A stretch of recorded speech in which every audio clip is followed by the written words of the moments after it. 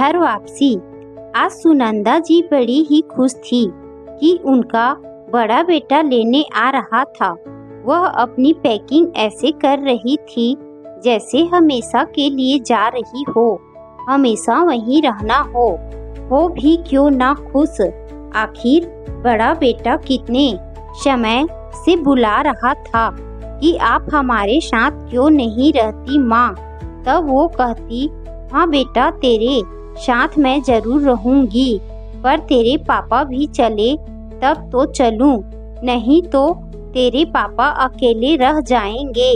तब शशांक कहता, पता नहीं पापा को मेरे पास क्या परेशानी है, उनसे अपने घर छोड़ा ही नहीं जाता। पापा को कह दो वो भैया के पास चले जाएं और तब आप मेरे पास आ जाओ। इतनी बात सुनकर सुनंदा जी मोहन जी को मना कर कहती हैं, देखो जी शशांक कब से बुला रहा है, हमें अपने बेटे के घर ही तो जाना है। मैं कौन सा कोई और रिश्तेदार के घर जाने को बोल रही हूँ। तब मोहन जी सुनंदा जी को समझाते हैं, बड़े बेटे का रहन सहन सब अलग है और बड़ी बहू अंकिता नौकरी करती है, उसके रहन सहन और खान पान सब के तरीके हम लोग से अलग हैं।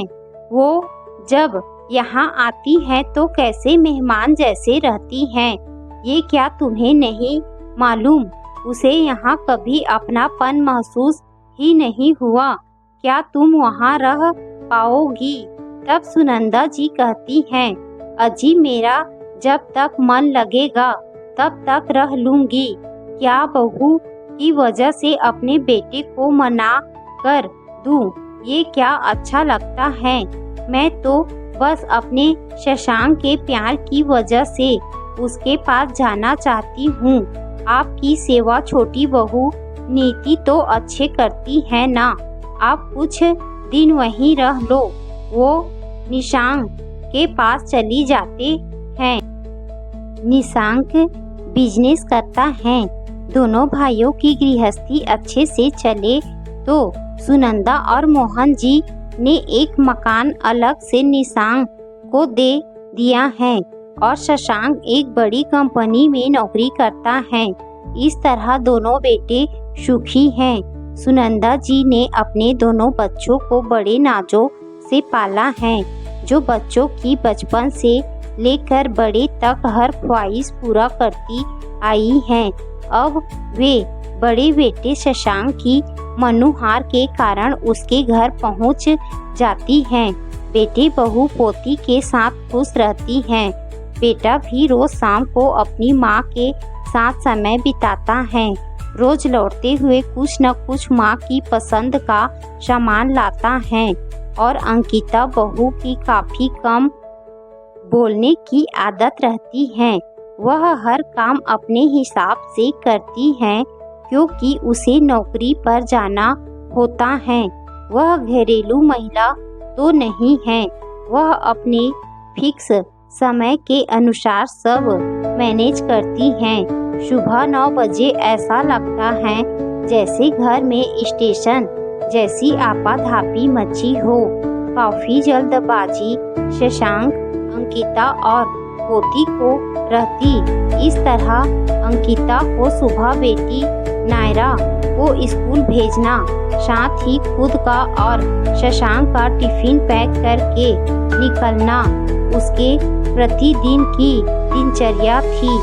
अब सुनंदा को आज 2 दिन ही हुए थे और वे बोर सी होने लगी थी। 10 बजते ही घर काटने को दौड़ता। उससे दिन भर कोई बोलने बताने वाला कोई नहीं रहता था। दिन भर पेड़ पौधों को निहारती, बालकनी से सड़क पर आते जाते लोगों को देखती। जब काम वाली आती उसी से बात करती।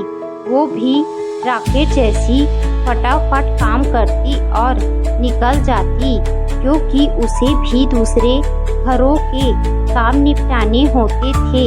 शशांक के घर में शाम को ही चहल पहल होती। पोती भी स्कूल से लौटकर कोचिंग से भी आ जाती थी। रोज रात को खाने में ताज़ा खाना तो बनता ही नहीं था।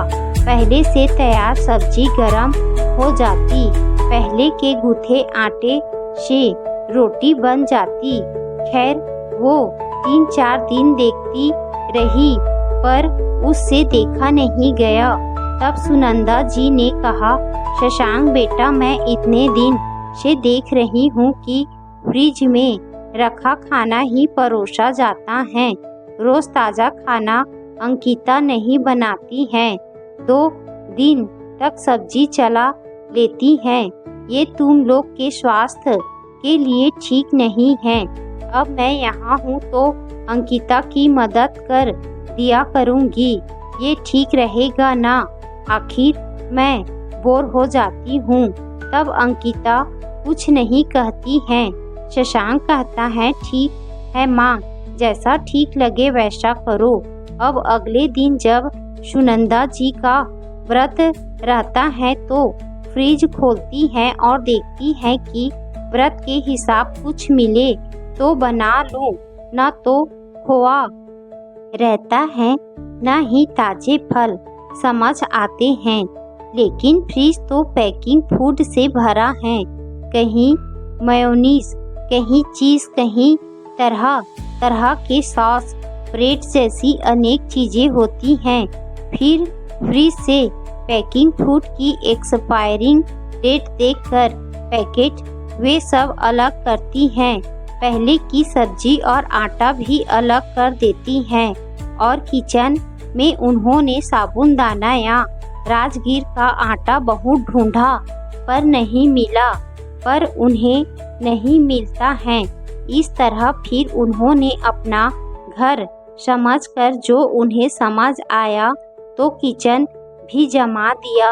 और सुनंदा जी ने फ्रिज के उन्हीं फल को धोकर अपने लिए फल काट कर खाए। उन्हें फलाहार बनाने का सामान तो नहीं मिला, पर किचन का सामान उन्होंने अपनी सुविधा अनुसार जरूर जमा लिया। अब अंकिता ऑफिस से लौटकर आती है। वह फ्रिज से पानी निकालती है तो फ्रिज काफी खाली सा दिखता है, पर वो कुछ बोल ना पाती है। अब खाने का समय होता है तो वह फ्रिज को 2-3 बार खोल कर देखती है। न तो मटर पनीर की सब्जी मिलती है, न गूथा हुआ आटा। फिर भी वह कुछ नहीं पूछती है। तब सुनंदा जी से रहा नहीं जाता। वो पूछ लेती, अंकिता फ्रिज में कुछ ढूंढ रही हो क्या? तब वो कहती, हाँ माँ जी, फ्रिज में गूथा आटा और सब्जी रखी, वो नहीं दिख रही हैं। तब सुनंदा जी कहती, सब्जी से गंध आ रही थी, आटा भी खींचा खींचा सा लगने लगा था, तो मैंने उसे हटा दिया। आज मैंने फ्रिज की सफाई की, जो बेकार सामान था वो भी अलग कर दिया। तब भी अंकिता कुछ न बोली। वो किचन में कुछ भी ढूंढे तो उसे न मिले। इस तरह तो वो परेशान हो चुकी थी, क्योंकि सुनंदा जी ने अपनी सहूलियत के हिसाब से सामान को अदला बदली कर दी थी। इस कारण अंकिता को किचन का काम करने में काफी समय लग गया।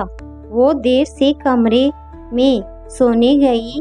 तब शशांक ने पूछा, अरे अंकिता, काफी देर लग गई, किचन से रोज तो जल्दी फ्री हो जाती हो। तब वो शिकायत लहजे में कहती है, माँ जी ने आज किचन की काया पलट कर दी ना, इसीलिए देर हुई है। उसकी आवाज में उलाहना व्यक्त हो रही थी।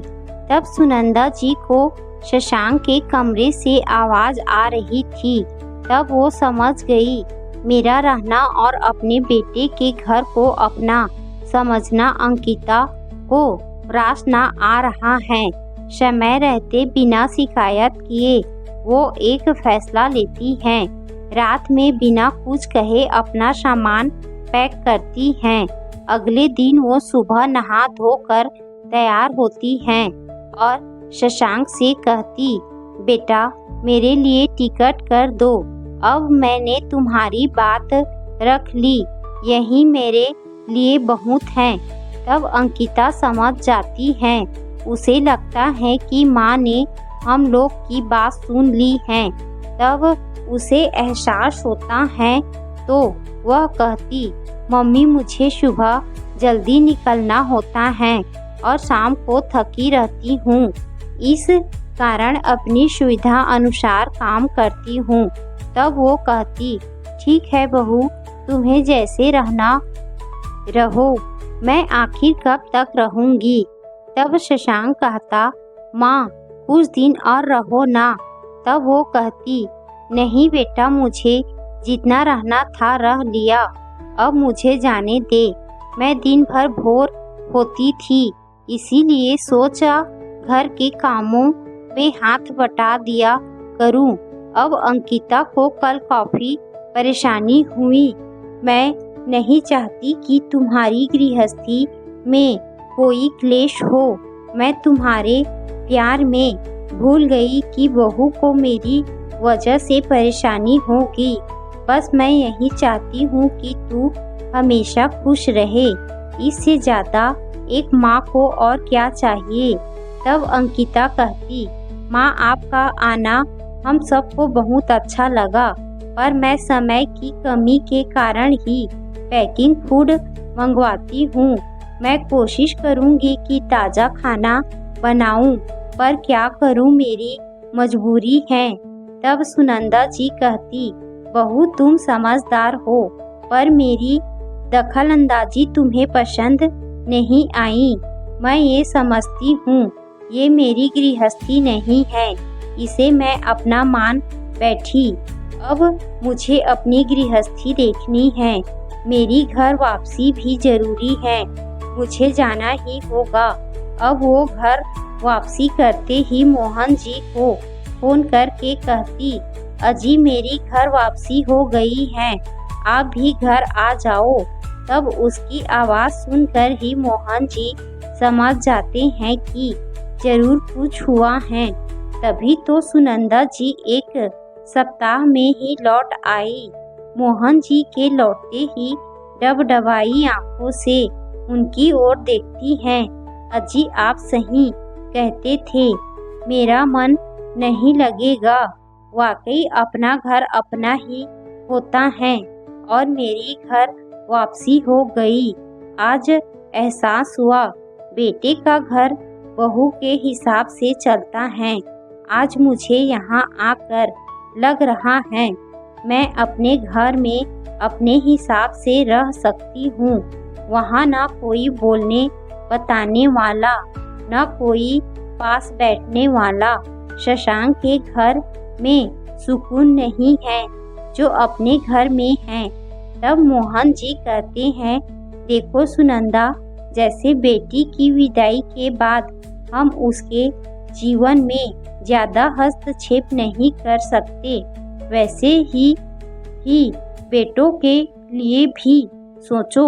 उनकी अलग गृहस्थी है, उन्हें उनके हिसाब से चलने देते हैं। आज यदि हमारे साथ रह होते तो वे हमारे ढांचे में ढलते। तब वो भी बोली, अजी आप बिल्कुल सही कह रहे हो, हमें भी दखलंदाजी नहीं करना चाहिए। हमारे प्रति बच्चों का सम्मान बना रहे, इससे ज़्यादा और हमें क्या चाहिए। इस तरह सुनंदा जी मोहन जी के साथ अपनी घर वापसी से खुश थी। आज उन्हें अपने घर में सुकून जो मिल रहा था